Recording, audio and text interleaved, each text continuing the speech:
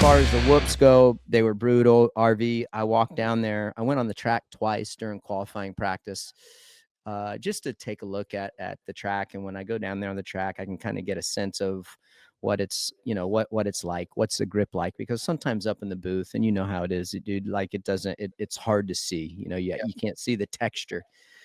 And they were gnarly. They were hard. They were slick. And they were gravelly, like on top of it, like real sandy, slick. It took Chase down. So, and then that messed his throttle up, I guess, and his front brake or whatever. What do you think of the whoops? Did you like the Well, whoops? I think what do we have, 10 or 11? So one of them had 10. I think 10. Yeah, so one longer than obviously the 9 whoop, call it, but we've seen that twice this year. This set of whoops was unique. If you watch Mookie and it just suck up Chase right here, like in this style of whoops, you can't generate your speed in them. That's why Mookie's line was so good coming into them, going double, triple, and he's able to probably shift up maybe 2 times before that set of whoops. So if he's hitting that double out of the turn in second, and then he triples in, he can go third and straight to fourth. So lower RPM, and his entry speed, he's not generating any speed through the whoops. It's all being generated before the whoops start. So when they get slippery, when they get gnarly like that, the last thing you want is to have the RPM up in the motorcycle, because it's just driving the tire to spin on the faces of those whoops. That's why Mookie was so good in that long set of whoops, is because he generated all of his speed on the entry where it was flat, and he could just maintain as he goes up the inside of Anderson right here. Just an epic move. Jason didn't even know where he was at the time, and boom, there he was underneath him. I think he passed Kenny in that same spot also.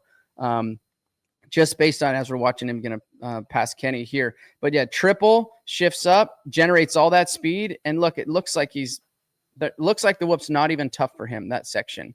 But if you go back and look at the guys that were doing the rhythm section prior to that differently, they're trying to generate their whoop speed through the whoops, which is driving the tire to spin more, which you get to side more, or anything can happen at that point when the RPM's up higher.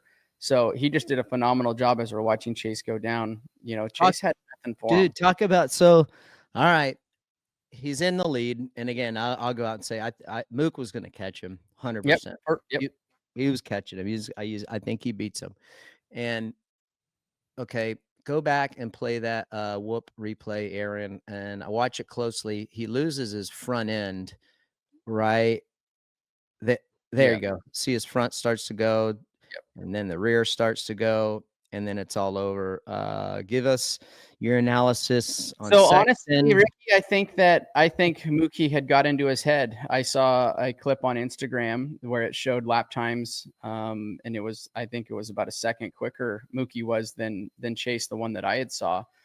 And I think the track conditions, the way they were, I think Chase also, maybe, if I'm just throwing stuff on a white wall, is like, okay, Hunter went down, Eli's injured, like I should be able to ride this in. If I get a good start, no problems. I should be able to win this. Now, when Mookie started catching him drastically, to raise the bar when you've been riding in a pace for, say, 10 minutes already is very tough, especially when the track isn't like promoting to ride faster and harder. It was slippery. It was deteriorating. It had that gnarly sand section. So, maybe he didn't feel like he could ride any harder. But then once he figured out that that Mookie was catching him, I think it started to play in his mind like, I have to make a move here. And it forced him into a mistake. That was a very costly, but I think stupid mistake on Chase's part. The whoops were tough. It took down some guys, but as we're watching Mook right now, just sucks him up so much on the entry of the whoop that I think it got into his head that he was getting caught. Hi folks, Lee Diffie from NBC Sports here. If you truly enjoyed what you just watched, you can get more news, interviews, and highlights by subscribing to the Motorsports on NBC YouTube page. You can get it all, so go for it.